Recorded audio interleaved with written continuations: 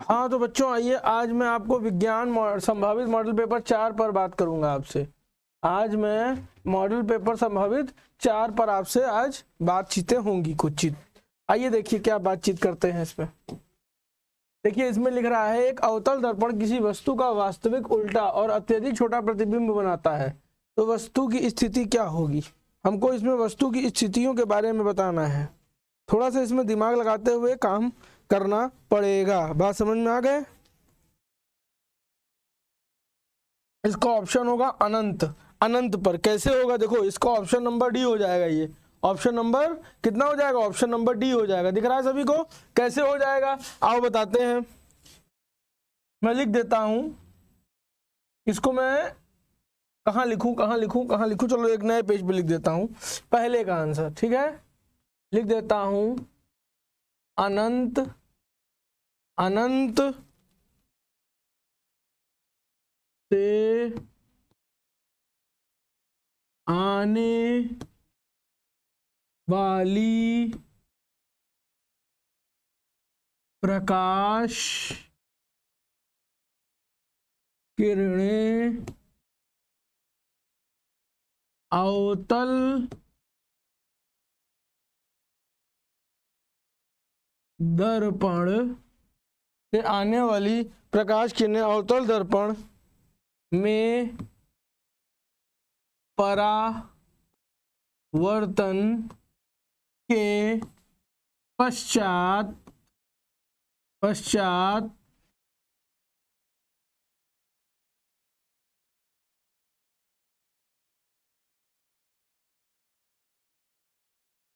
Focus पर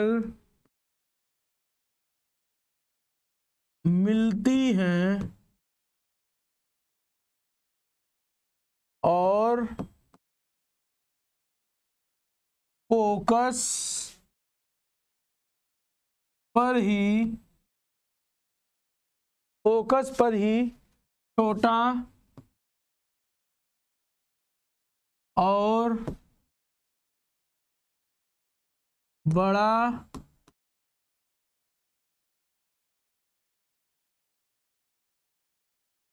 छोटा और बड़ा प्रतिबिंब बनाती हैं। बात समझ में आ गया। चलो आगे बढ़ते हैं। क्या है, किसी गोलीय दर्पण तथा किसी पतले गोलीय लेंस दोनों की फोकस दूरियां प्रत्येक 15 सेंटीमीटर -15 सेंटीमीटर है। दर्पण तथा लेंस संभवतः है, दर्पण तथा लेंस क्या होंगे, संभवतः दोनों अवतल होंगे। आगे बढ़ते हैं। एक सामान्य आंख वाला व्यक्ति किसी वस्तु को सुस्पष्ट रूप से देख सकता है यदि वस्तु की दूरी आंख से कितने सेंटीमीटर हो। ऑप्शन नंबर बी आपका एकदम सही आंसर होगा। बात समझ में आ गई। चलो आगे देखते हैं क्या कह रहा है। निम्नलिखित में से कौन सा किरण आरेख सही है, बताइए कौन सा किरण आरेख सही है, देख के बताइए मुझे। ये नहीं सही है, ये भी नहीं सही है, ये हो ही नहीं सकता। ये आपको ऑप्शन नंबर सी एकदम सही आंसर है। बात समझ में आ गई। आगे बढ़ते हैं। प्रतिरोध आर के किसी तार के टुकड़े को 5 बराबर भागों में काटा जाता है। इन टुकड़ों को फिर पार्श्व क्रम में संयोजित कर देते हैं। इस संयोजन का तुल्य प्रतिरोध आर डैश हो तो आर डैश का मान क्या होगा, बताइए आर डैश का मान क्या होगा। तो प्रश्नानुसार आर बराबर R1 बराबर R2 बराबर R3 बराबर R4 बराबर R5, ये हो गया, कोई दिक्कत नहीं। ये हो जाए कितना, R बड़ा 5। अब इसके बाद बताइए क्या होगा।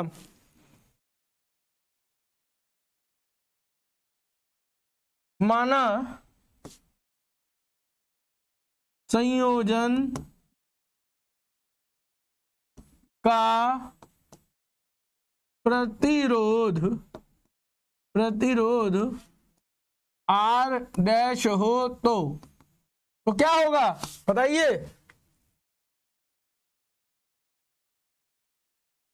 अरे कुछ नहीं करना होता, 5 बार R जोड़ दो, 1 2 3 4 5, ठीक है। 25 आ गया। 25 कहीं दिख रहा है, ऑप्शन नंबर डी एकदम सही आंसर है। देखो ये शॉर्टकट ट्रिक है क्योंकि इसमें समय ज्यादा खराब करने की आवश्यकता नहीं है। समझ रहे हो? आगे बढ़ते हैं। क्या है? लघु पतन के कारण परिपथ में विद्युत धारा का मान कितना होगा? बहुत अधिक बढ़ जाता है। ऑप्शन नंबर सी सही आंसर है। एक गतिमान इलेक्ट्रॉन उत्पन्न करता है क्या? देखो लिख दे रहे हैं, एक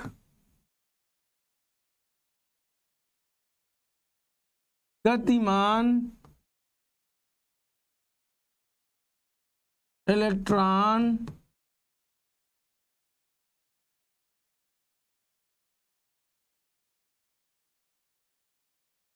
वैद्युत एवं चुंबकीय दोनों क्षेत्र उत्पन्न करता है।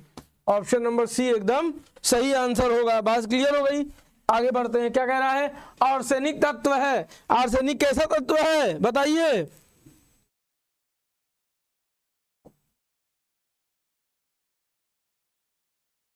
आर्सेनिक वे तत्व हैं जिनमें क्या धातु और अधातु, धातु एवं अधातु दोनों के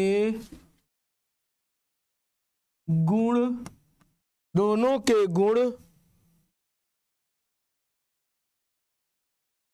पाए जाते हैं उन्हें उप धातु कहते हैं। बात समझ में आ गया? इसका मतलब आपको ऑप्शन नंबर सी एकदम सही आंसर है। बात क्लियर हुई? आगे बढ़ते हैं। क्या कर रहा है? श्याम श्वेत फोटोग्राफी में प्रयुक्त होती है। किसमें? AgCl में। ठीक है, AgCl को कहते हैं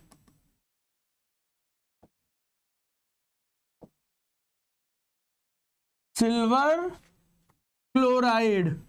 बात क्लियर हो गई? आगे बढ़ते हैं। ठीक है, आगे बढ़ते हैं। क्या है प्रश्न उसके बाद?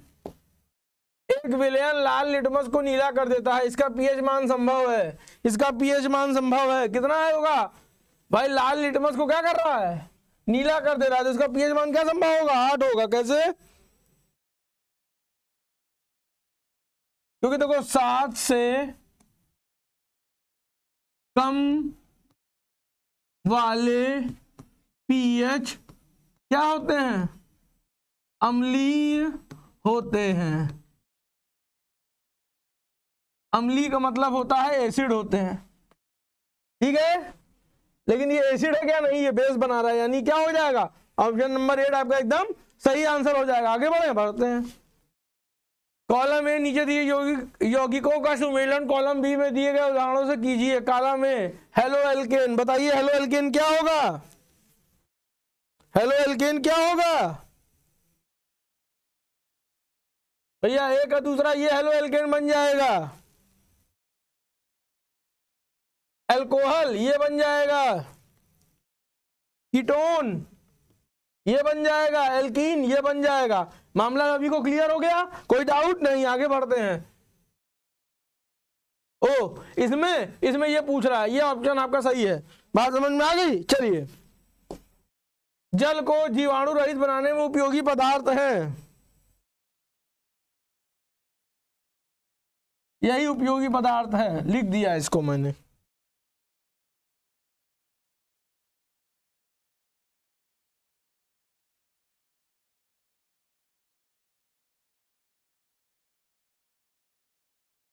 हाँ, तो क्या कह रहा है? जल को जीवाणु रहित बनाने के लिए उपयोगी पदार्थ कौन से हैं? हमने लिख दिया आपके सामने, देख रहे हैं, उसको समझो आपकी क्या कहलाते हैं। इसको कहते हैं विरंजक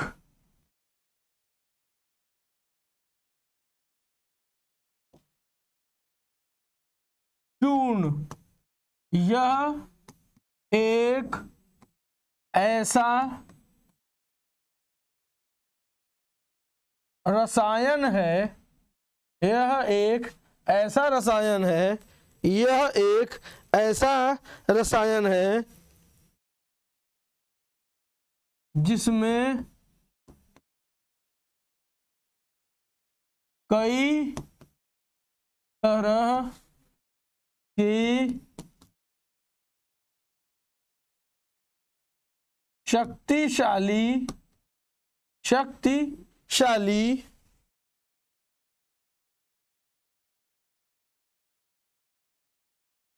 शक्तिशाली जीवाणु नाशक गुण होते हैं। बात समझ में आ गया? चलिए तब भी इसका आंसर क्लियर करिए, क्या होगा सर? इसका आंसर होगा विरंजक चूर्ण, पहले ही लिख दिया था। बात समझ में आ गई? आगे बढ़ते हैं। एल्काइन का सामान्य सूत्र कौन सा होता है? एल्काइन का सामान्य सूत्र कौन सा होगा? ये होगा CnH2n-2। ये एल्काइन का सूत्र है। किसका सूत्र है? एल्काइन का। बात क्लियर हो गई? चलिए आगे बढ़ते हैं। पादप में जाइलम का कार्य क्या होता है? पादप में जाइलम का क्या कार्य होता है?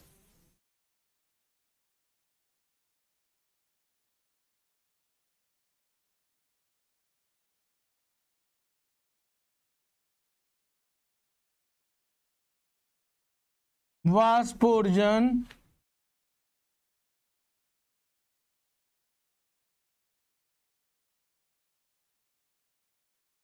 खिंचाव में, वाष्पोर्जन खिंचाव में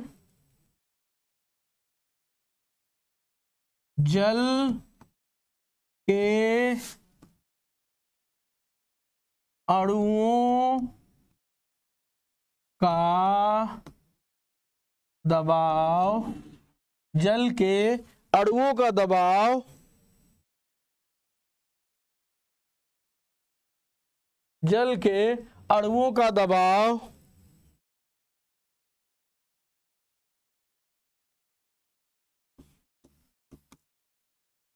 संसंजन व असंजन वे कारक होते हैं, वे कारक होते हैं जो क्या होंगे?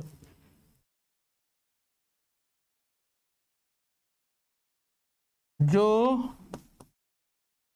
जाइलम के रस को ऊपर की ओर गति करवाते हैं। बात क्लियर हुई? इतना मामला समझ में आया? इसका ऑप्शन ये हो जाएगा, जल का वहन। ठीक है, आगे बढ़ते हैं। क्या कह रहा है? स्वस्थ मनुष्य में सामान्य रक्तदाब बीपी कितना होता है? बीपी का फुल फॉर्म होता है ब्लड और पी फॉर प्रेशर। हाँ, तो कितना होता है सामान्य? बताइए भैया। 140 और 100 ये सामान्य होता है। बात समझ में आ गई? आगे बढ़ते हैं। मादा जनन तंत्र के किस भाग में कॉपर टी स्थापित किया जाता है? कॉपर टी किस भाग में स्थापित किया जाता है? ऑप्शन नंबर सी, गर्भाशय में। बात समझ में आ गई? आगे बढ़ते हैं। मेंडल के अनुसार मटर के बौने पौधे का जीन प्रारूप होता है। बौने पौधे का जीन प्रारूप क्या होगा भैया? स्मॉल टी ये होता है। ठीक है, पहले भी बताया हूं। पित्त रस का स्राव कहां होता है? पित्त रस का जो स्राव है वो कहां होगा? यकृत में, किडनी में। किडनी होगा कि लीवर होगा? लीवर होगा। क्या होगा? लीवर में। बात समझ में आ गई? आगे बढ़ते हैं। स्थानीय निवासियों द्वारा वन संपदा को बचाने हेतु प्रसिद्ध चिपको आंदोलन कहां आयोजित किया गया था? राजस्थान के खिजड़ी जिला में। राजस्थान के खेजड़ी उसमें किया गया था क्या? नहीं, खेजड़ी का पेड़ था, कहाँ किया गया था? हिमालय के गढ़वाल क्षेत्र में किया गया था इसका। बात समझ में आ गई? के बाद कौन सा प्रश्न है, पढ़िए, इसका उत्तर दीजिए।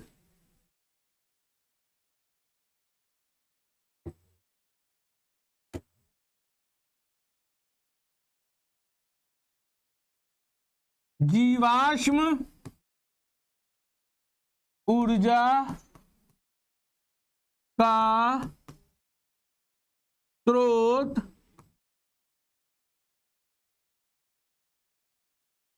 क्या है? पेट्रोलियम है। बात समझ में आ गई? इसमें इसका आंसर क्या हो जाएगा? ऑप्शन नंबर सी एकदम सही आंसर हो जाएगा। आगे बढ़ते हैं। गोलीय दर्पण कितने प्रकार के होते हैं? इनके नाम लिखिए। किसी गोलीय दर्पण के वक्रता केंद्र एवं मुख्य अक्ष की परिभाषा दीजिए। एक उत्तल दर्पण की फोकस दूरी 3 सेंटीमीटर है। दर्पण के सम्मुख 5 सेंटीमीटर लंबी वस्तु दर्पण से 30 सेंटीमीटर दूर पर रखिए। प्रतिबिंब की स्थिति, आकार एवं प्रकृति ज्ञात कीजिए। आइए प्रश्न सभी लोग पढ़ लीजिए एक बार।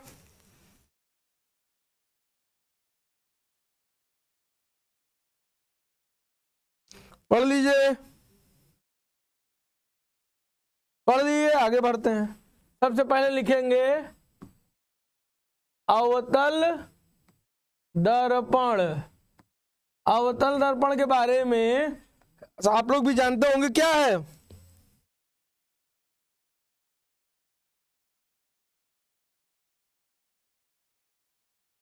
वह गोलीय दर्पण जिनमें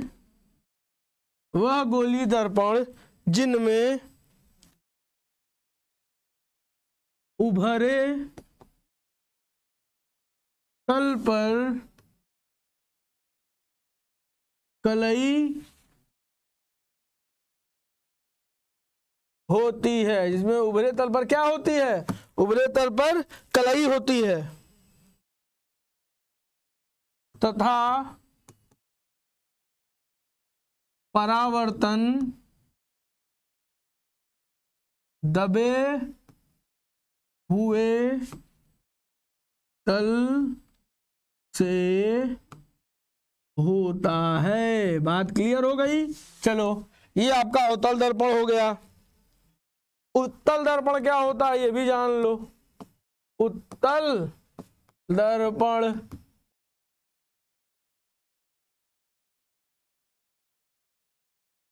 दर्पण किसको कहते हैं ये भी जान लो भाई।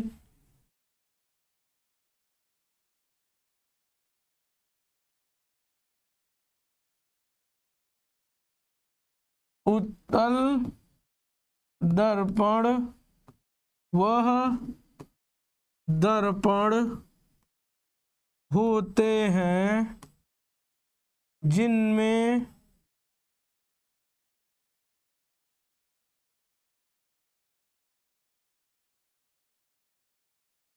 दबे हुए तल पर कलई होती है। हाँ, और जो परावर्तन होता है,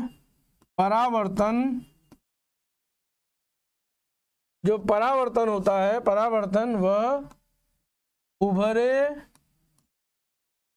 हुए तल से होता है। इतनी बात समझ में सभी को आ गई? जहां तक मुझे लगता है इतनी बात सबको समझ में आ गई होगी कि अवतल दर्पण और उत्तल दर्पण क्या होता है। ठीक है, चलिए अब प्रश्न के अनुसार इसमें एक सवाल दिया उसको करते हैं। पहले इसको मिटा रही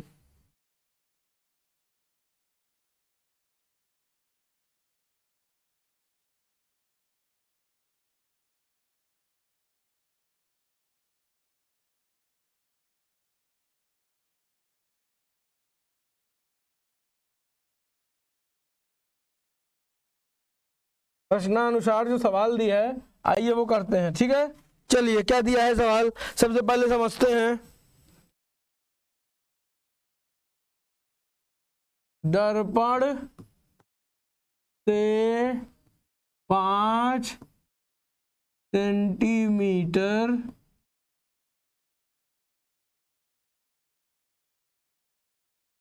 लंबी वस्तु की दूरी कितनी है, u है। ठीक है, आगे बढ़िए। फोकस दूरी, फोकस दूरी f कितनी है, इतना है। आगे बताइए, यानी ये u जो है, u ये हो गया -30 सेमी। चलिए ये क्लियर हो गया। इसके बाद बताइए क्या करेंगे। अब दर्पण का सूत्र लगाएंगे, 1/v प्लस 1/u बराबर 1/f लगा लीजिए। अब क्या होगा, 1/v प्लस 1/-30 बराबर 1/30। अब क्या करेंगे, 1/v बराबर 1/30 प्लस 1/30, ये होगा कितना, 2/30। कितना हो जाएगा, तो जो v की वैल्यू आएगी वो कितनी आएगी, 15 सेमी। यही आपका उत्तर होगा। बात क्लियर हो गई सभी को, देख लीजिए एक बार, सभी को बात क्लियर हो गई तो मैं आगे बढ़ूं।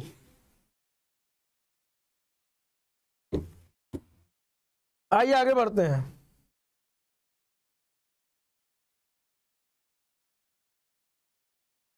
इसमें क्या कह रहा है, उत्तर लेंस द्वारा आवर्धित प्रतिबिंब बनाने की क्रिया के कारण के आरेख में दर्शाइए। ये आपका थ्योरी है, इसे आपको बुक से देखना है। किससे देखना है, बुक से। बुक से देखना है। बात क्लियर हो गई। चलिए बात एकदम क्लियर हो गई। दूसरा देखते हैं क्या कह रहा है। किसी निकट दृष्टि दोष से पीड़ित व्यक्ति का दूर बिंदु क्षेत्र के सामने 80 सेंटीमीटर दूरी पर है। इस दोष को संशोधित करने के लिए आवश्यक लेंस की प्रकृति तथा क्षमता क्या होगी, ये हमें निकालना है ना। तो दिया है v बराबर -80, कोई दिक्कत नहीं, सेमी। u बराबर इन्फानाइट। बात क्लियर हो गई, इन्फानाइट माइनस इन्फानाइट। u बराबर माइनस इन्फानाइट, इसको कहते हैं अनंत। चलो ये भी मामला क्लियर हो गया सर, आपने हमको ये भी बता दिया। अब इसका एक फॉर्मूला होता है 1/f बराबर 1/v माइनस 1/u। अब क्या करेंगे बताइए भाई, यहां लिख सकते हो ना 1/f बराबर 1/v, 1/v मतलब 80 माइनस 1/ माइनस इंफिनिटी। अब क्या करोगे भाई, f बराबर कितना हो जाएगा, -80 सेमी। फोकस भैया निकल आया। अब जब फोकस निकल आया तब क्या करोगे, लेंस की क्षमता, लेंस की क्षमता के बारे में बात यहां होगी, यानी P बराबर 100/f, इसके बारे में बात की जाएगी। चलिए आगे बताइए अब क्या होगा। ये हो जाएगा 100/-80। इसको काटिए, काट के हमें बताइए कितना आएगा, कितना आएगा, ये आएगा -1.25 डायोप्टर। बात समझ में आ गई। ये भी आपको सबको क्लियर हो गया। एक बार फिर देख लीजिए, जो दिक्कत हो बताइए कमेंट बॉक्स में।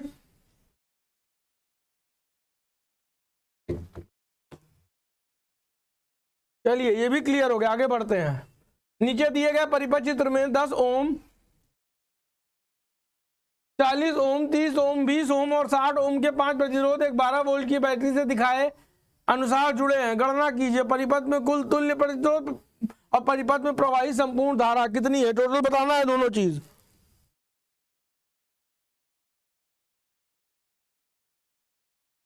पहले बात करेंगे किसकी, तुल्य प्रतिरोध की। आइए पहले बात करेंगे किसकी, तुल्य प्रतिरोध की। आइए चलिए, आइए पहले तुल्य प्रतिरोध की बात किया जाए भाई, कि क्या कह रहा है ये। चलिए डायरेक्ट कुछ नहीं कह रहा, ये कह रहा है 1/r डैश बराबर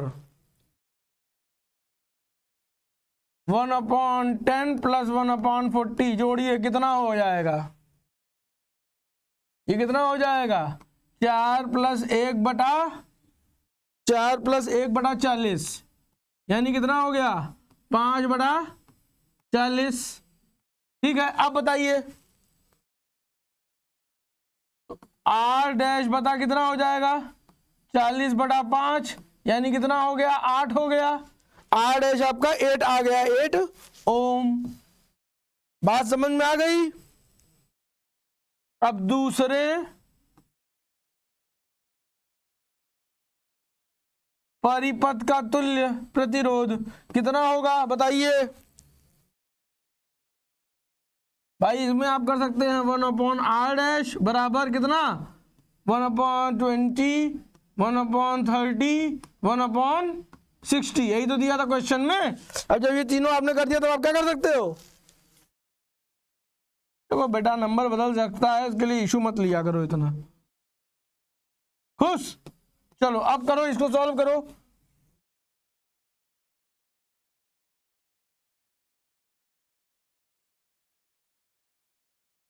भैया 1/r डबल डैश ये हो जाएगा 2 + 3 + 1/60 के, तो कितना हो गया 6/60 के, तो कितना हो जाएगा 60/6 के। भाई बदलेगा तो ये कितना हो जाएगा 10, तो r डबल डैश कितना हो गया 10 हो गया। बात क्लियर हो गई, इतनी बात क्लियर हुई। इसके बाद बताइए क्या होगा, कुछ नहीं, ये आपका क्लियर हो गया। अब इसके बाद प्रश्न पे चलते हैं फिर। अब इसमें कह रहा है परिपथ में प्रवाहित संपूर्ण धारा, संपूर्ण धारा की बात करनी है। संपूर्ण धारा की बात आप कैसे करेंगे,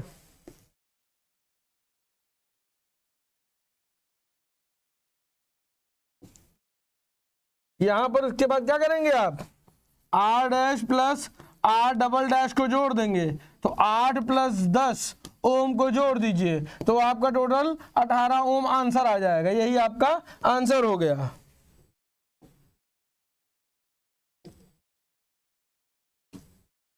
हाँ, अब इसको बताइए कैसे करेंगे ये वाला आप। अरे V/r बराबर कितने के हो जाएगा, कितना दिया है 12/18 के।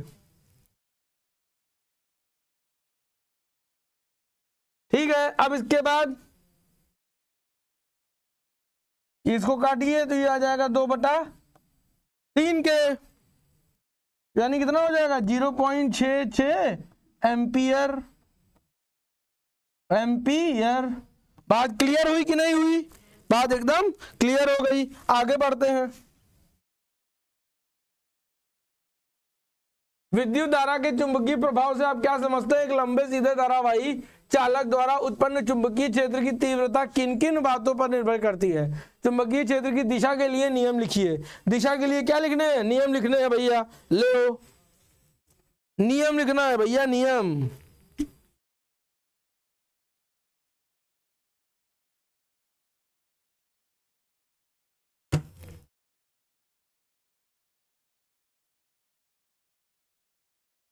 बुक से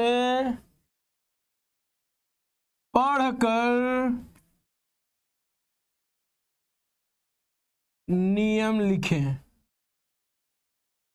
बात समझ में आ गई। जो चीजें समझाने वाली है वो मैं समझा रहा हूं, ये थ्योरेटिकल पार्ट है। थ्योरेटिकल पार्ट जितने होंगे सब आपको किताबों से करने होंगे। ठीक है, बात समझ में आ गई। आगे बढ़ते हैं।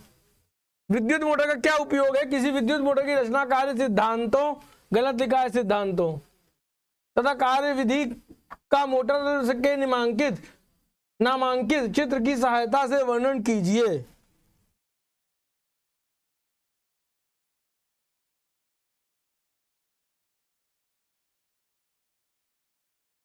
बस एक चीज याद लिख लीजिए जो मैं लिख दे रहा हूं, क्या विद्युत मोटर वैद्युत मोटर एक ऐसा यंत्र है जो वैद्युत ऊर्जा को यांत्रिक ऊर्जा में बदल देता है। बात समझ में आ गई कि वैद्युत मोटर एक ऐसा यंत्र है, वैद्युत मोटर एक ऐसा यंत्र है जो वैद्युत ऊर्जा को यांत्रिक ऊर्जा में क्या करता है, बदल देता है। बात क्लियर हो गई। अब इसके आप सारे सब कुछ जो है किताबों से करिए, बनाइए जो कुछ दिया हुआ है उसको अपना आराम से बनाइए, ठीक है। हाँ, अब हम इस पे आते हैं। निम्नलिखित रासायनिक समीकरण का संतुलित मान कीजिए। चलो आओ भैया, संतुलित वाला तुम्हें बता दे रहे हैं हम।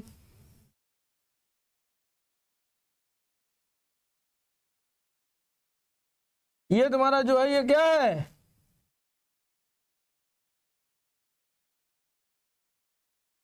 क्या है ये,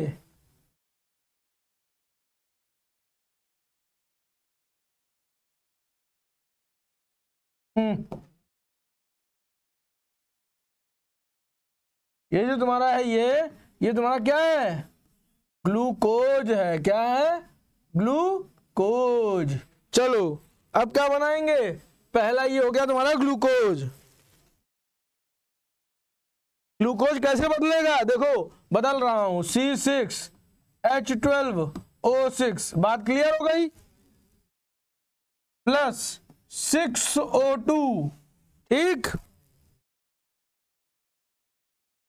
6CO2, ठीक, प्लस 6H2O प्लस ऊर्जा।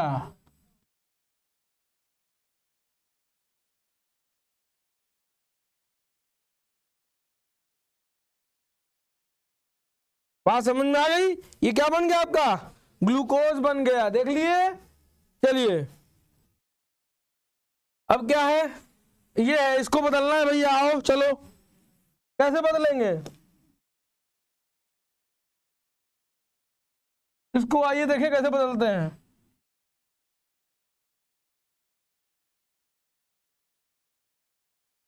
NaS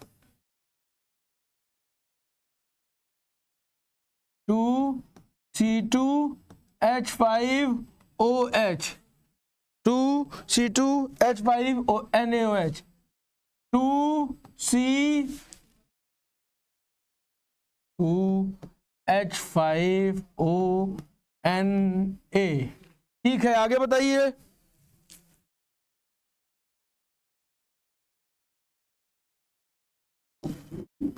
प्लस H2 G निकलेगा। ये क्या बन गया पूरा इक्वेशन, इसको क्या कहेंगे,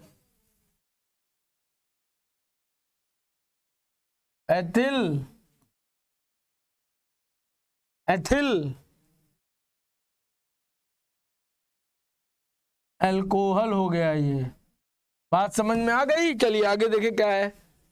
नहीं ये है, अच्छा H2SO4 इतना इतना इतना, इसके ये किसका क्या बनेगा, क्या बनेगा, H2SO4 प्लस 2NaOH। बताइए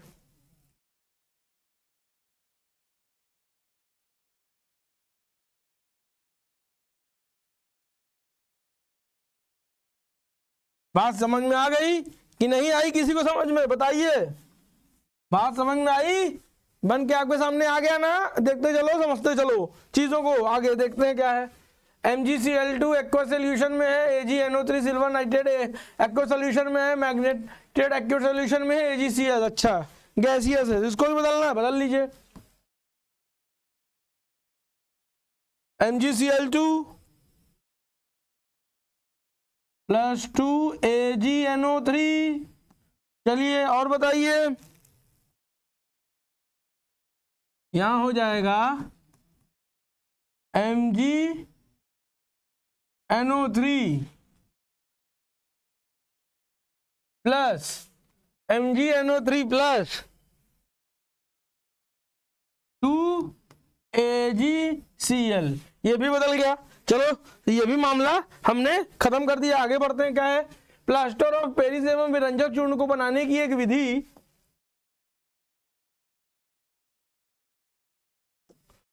विधि का रासायनिक समीकरण लिखिए।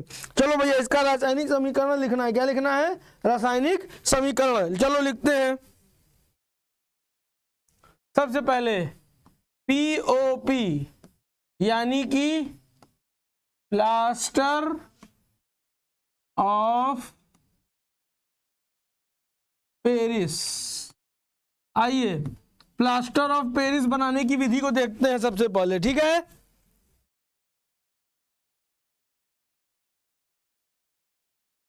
ये कब गर्म होता है? जिप्सम को 373 केल्विन पे गर्म करोगे तो तुम्हारे सामने क्या बन के आएगा? CaSO4 2H2O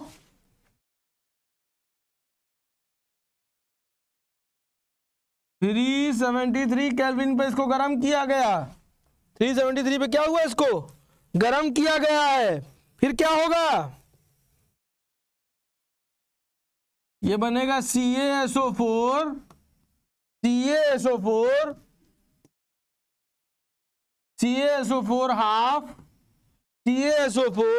half H2O plus H2O। बात क्लियर हो गई? कोई और डाउट? नहीं। ये आपका जिप्सम था और ये आपका POP बन गया। एक चीज क्लियर हो गई? चलिए इसको हम हटाते हैं। अब सभी लोग नोट कर लो एक बार जल्दी से।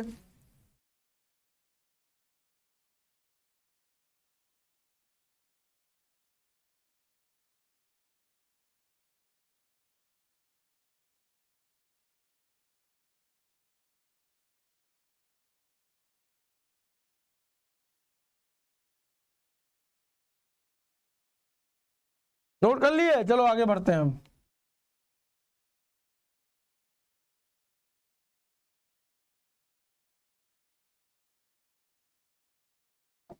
अब बात होगी विरंजक चूर्ण की। विरंजक चूर्ण का फॉर्मूला देख लो, पहले बता ही चुका हूं। अभी बनकर क्या आ जाएगा?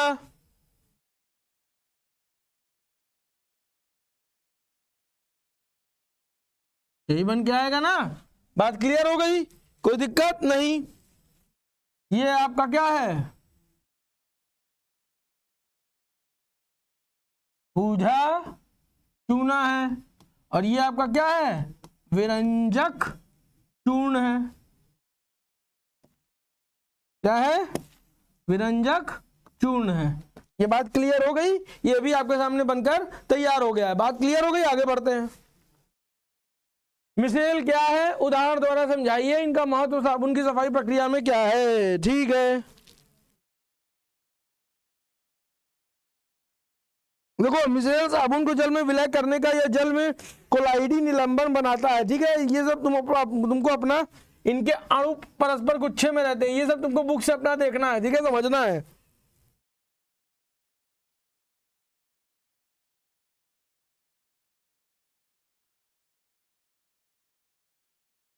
निम्नलिखित पर टिप्पणी लिखिए। साक्षारण क्या होता है? इसके निवारण की 2 विधियां लिखिए।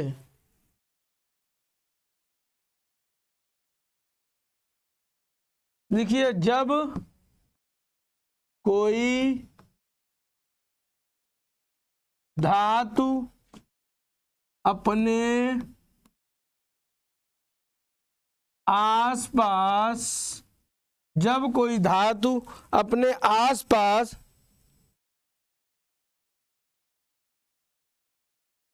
अम्ल आर्द्रता आदि के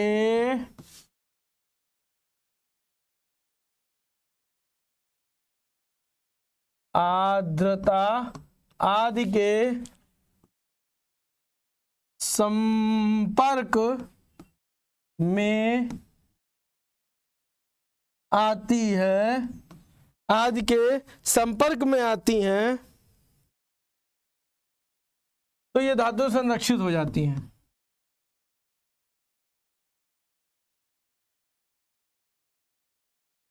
संरक्षित हो जाती है। बात क्लियर हो गई? ये आपका संचारण है, ठीक है। इसका उदाहरण लिख लीजिए।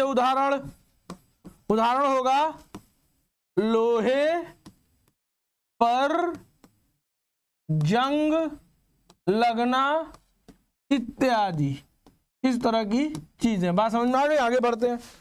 क्या है? कॉपर के एक अयस्क का नाम तथा सूत्र लिखिए।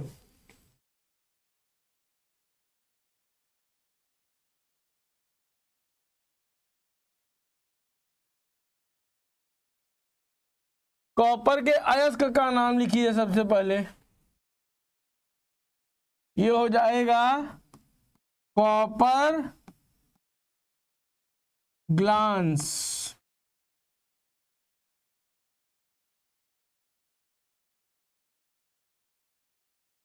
रासायनिक सूत्र लिखिए। रासायनिक सूत्र क्या होगा?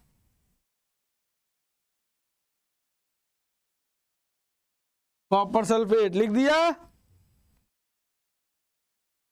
ये क्यूप्रस सल्फाइड है। ये इसका नाम लिखना है। आप नाम क्या लिखेंगे? आप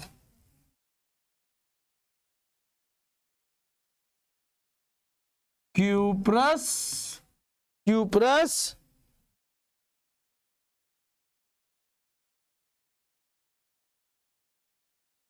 सल्फाइड। बात क्लियर हो गई सभी को अच्छे से?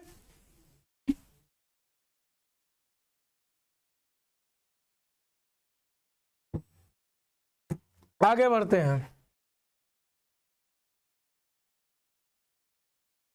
स्वपोषी पोषण के लिए आवश्यक परिस्थितियां कौन सी हैं? उनके अंतिम उत्पाद क्या हैं? बुक्स से। ये थ्योरेटिकल पार्ट है।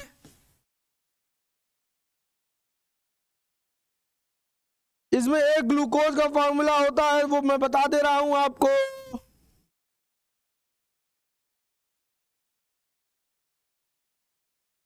एक चीज इसमें बता दे रहा हूं, कुछ हिंट दे रहा हूं, ठीक है? जैसे पृथ्वी पर केवल हरे पौधे, पृथ्वी पर केवल हरे पौधे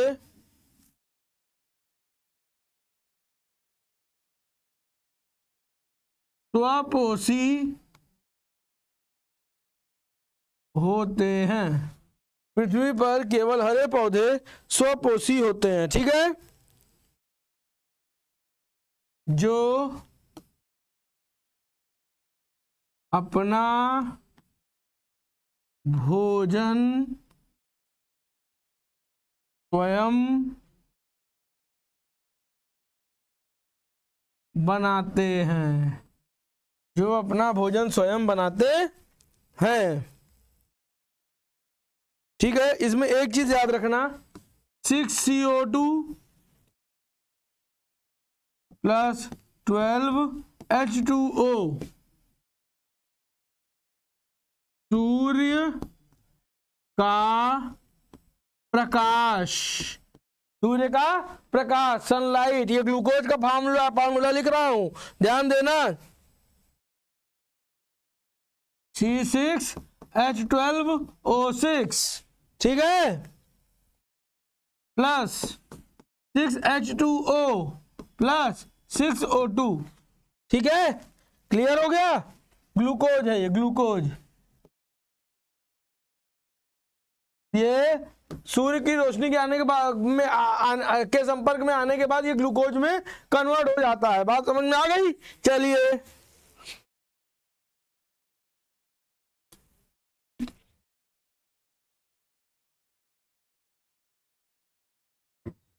लसिका तथा रुधिर में कोई दो अंतर लिख देते हैं। एक तरफ लिखिए लसिका, एक तरफ लिखिए रुधिर, दो अंतर लिखना है, लिखिए। पहला अंतर क्या है? यह एक रंगहीन, यह एक रंगहीन द्रव्य है। इसमें WBC की मात्रा, WBC की मात्रा अधिक, ठीक है, होती है। चलिए इसी में पहले दूसरा पॉइंट भी लिख लीजिए। यह लसिका प्रणाली का हिस्सा है।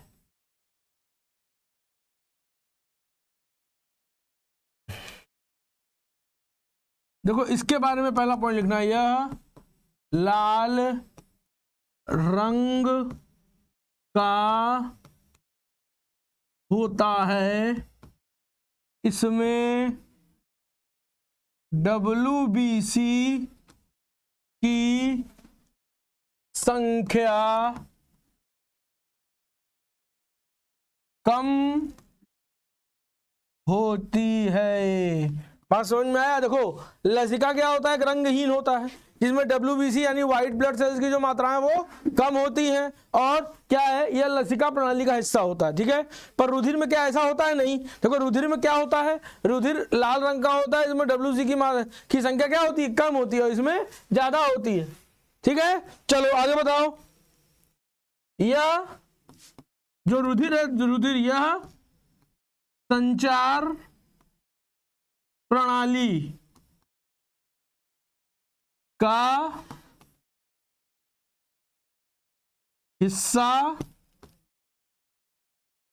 होता है। संचार प्रणाली का मतलब समझ रहे हो? संचार प्रणाली का मतलब होता है एक चीज एक जगह से दूसरी जगह किसी चीज को ले जाना, वो संचार प्रणाली कहलाती है। इस काम को रुधिर करता है, रुधिर करता है। लेकिन लसिका क्या करती है? लसिका सिर्फ क्या करती है? ये लसिका प्रणाली का ही हिस्सा है, इससे हमें इसका कोई काम नहीं होता। आगे बढ़े, चलिए आगे बढ़ते हैं। क्या कह रहा है प्रश्न? स्वपरागण तथा पर परागण में विभेद कीजिए।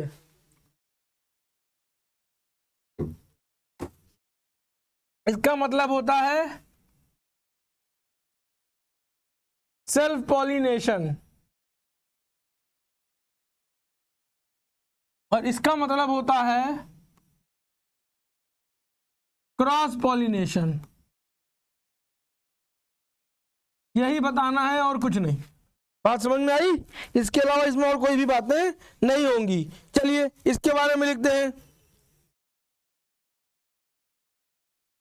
सबसे पहले सेल्फ पॉलिनेशन के बारे में सिर्फ दो बताऊंगा, सिर्फ दो।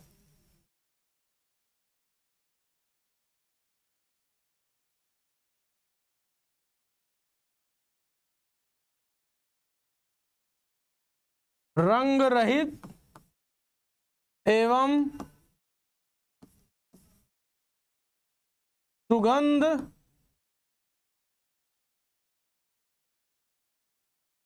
हीन होते हैं।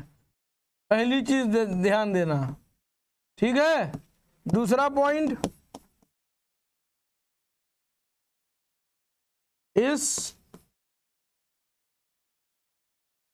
प्रकार के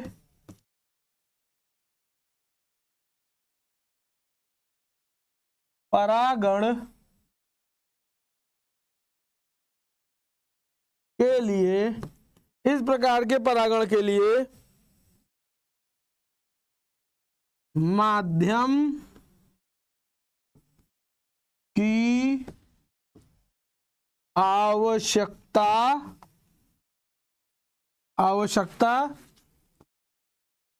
नहीं होती। बात समझ में आ गया? इसमें पुष्प प्रायः रंगीन एवं सुगंध वाले होते हैं। दूसरा पॉइंट क्या बनेगा इसमें?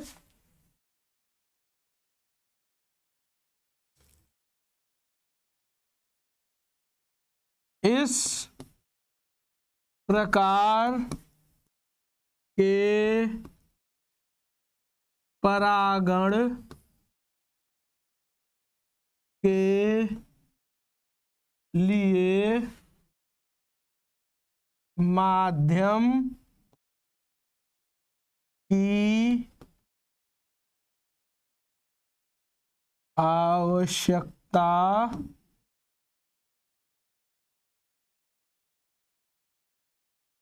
होती है। बात क्लियर हो गई? ये दो चीज मैंने बता दिया, सेल्फ पॉलिनेशन और क्रॉस पॉलिनेशन के बीच में। आपको बात समझ में हमको लगता है आ गई होगी। ठीक है, आगे बढ़ते हैं। जीवों के जनन की विखंडन तथा खंडन विधि को उदाहरण सही समझाइए। ठीक है,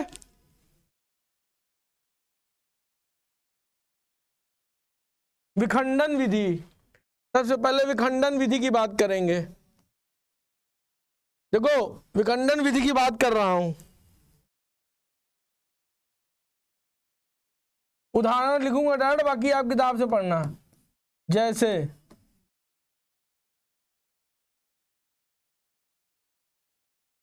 अमीबा में द्विखंडन विधि। बात समझ में आ गई?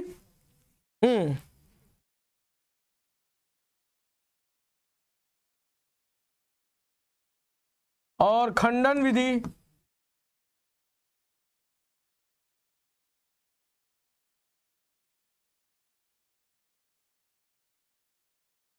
खंडन विधि के बारे में जानिए। आइए, खंडन विधि क्या होती है?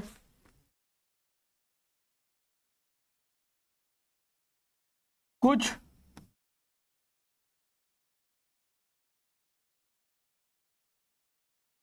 बहुकोशिकीय होते हैं जीव। ठीक है, जैसे जैसे उदाहरण लिख रहा हूं, देखिएगा, उसके बाद बाकी सारी चीजें किताबों से पढ़िएगा। जैसे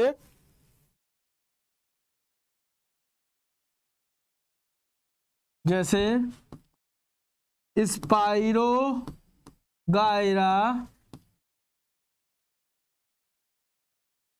विखंडित होकर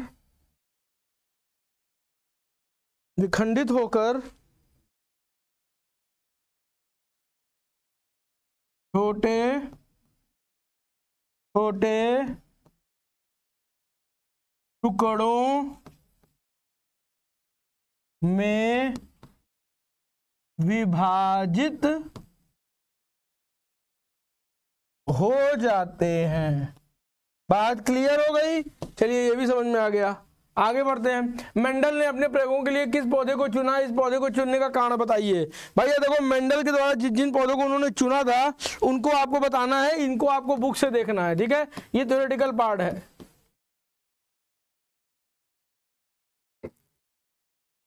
इसके बाद देखते हैं क्या है।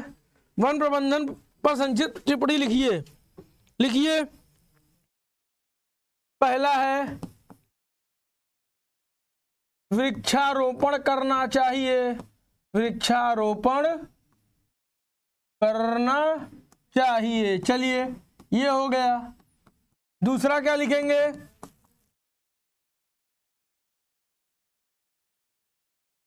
वन्य जीवों के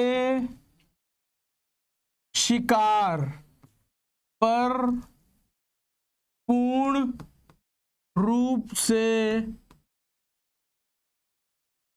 प्रतिबंध हो। बात समझ में आ गई? ये इस पे लिखना, ये तो छोटी छोटी चीजें होती है, छोटे छोटे पॉइंट्स होते हैं जो हमको लिखने होते हैं। वन्य जीव मतलब कि जंगलों में रहने वाले जानवर। चलिए तीसरा पॉइंट बताइए क्या होगा इसमें।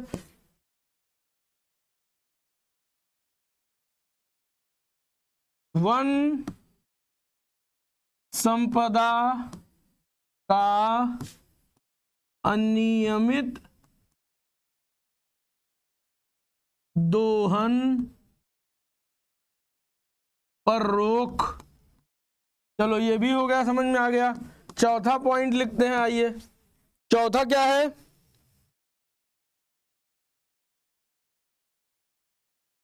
वन्य जीवों के शरीर की तस्करी एवं वन्य संपदा का व्यापार पर रोक। देखो आपको संक्षिप्त टिप्पणी लिखनी है, इन चारों पॉइंट को मिलाकर भी आप पूरी चीजें लिख सकते हो। मैंने आपको एक मोटी मोटी चीजें बता दी कि कौन कौन चार पॉइंट मिलाकर आप इन सब चीजों को लिख सकते हो एक बढ़िया टॉपिक में, ठीक है। जैसे वृक्षारोपण करना चाहिए, ठीक है। वन्य जीवों के शिकार पर पूर्ण रूप से प्रतिबंध हो, ठीक है। वन्य संपदा का अनियमित दोहन पर रोक हो, ठीक है। उसके बाद वन्य जीव के शरीर की तस्करी एवं वन्य संपदा का व्यापार पर रोक होना चाहिए, तभी कुछ हो पाएगा। नहीं मानव जिंदगी बहुत सस्ती हो जाएगी यदि ऐसा रहा तो। बात समझ में आ गई। चलिए आगे बताइए।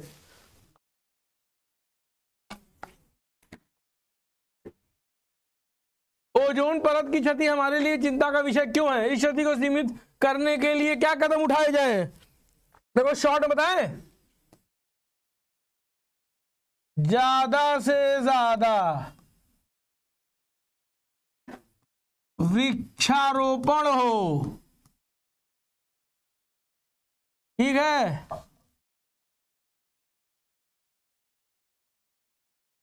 और ज्यादा से ज्यादा वृक्षारोपण हो और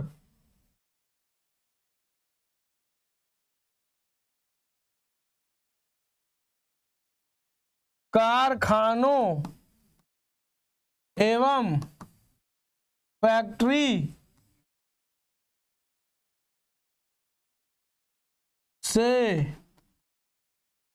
निकलने वाले हानिकारक पदार्थों पर भी रोक हो। फिर भी आप अपने हिसाब से इसको और लिखिए कि ओजोन परत क्या होनी चाहिए, ओजोन क्या होता है, ओजोन कैसे होता है, ओजोन कहाँ होता है, ये सारी चीजें आप लिखिए कि रोकथाम से क्या हो सकता है क्या नहीं हो सकता है, ठीक है। इसमें एक क्लोरोफ्लोरोकार्बन होती है, CFCS गैस होती है जो कि बहुत घातक होती है। बात समझ में आ गया। ओजोन परत जो है ये क्या हो रही है, धीरे धीरे पतली होती जा रही है, धीरे धीरे पतली हो रही है। बात समझ में आ गई। और गाड़ी मोटर का इस्तेमाल कम हो। यही सब सारी चीजें हैं, अपने मन से उसमें लिखिए, इसमें बताने क्या आवश्यकता है। पुष्प में निषेचन क्रिया को प्रदर्शित करने हेतु तो स्त्री केसर की लंब काट का एक नामांकित चित्र बनाइए। ये आप अपनी बुक से देखिएगा, ठीक है, चित्र वाला पार्ट।